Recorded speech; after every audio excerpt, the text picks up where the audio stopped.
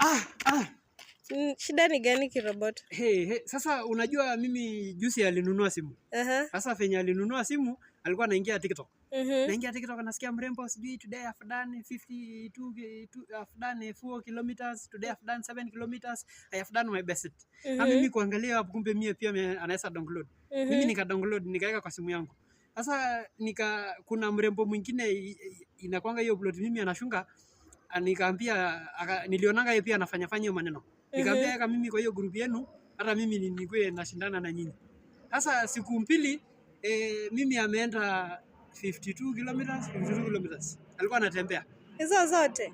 Yes, kwani sasa hiyo tu sio mingi. Sasa hata venye mimi ndio narudi sasa hivi naona group you left.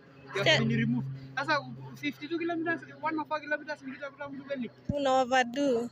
Sio kwa overdo, si ni kutembea. Unatembea sana. Hata ni sawa, wacha mimi aendelee na mambo mengine. Sasa utaona mimi again na wewe.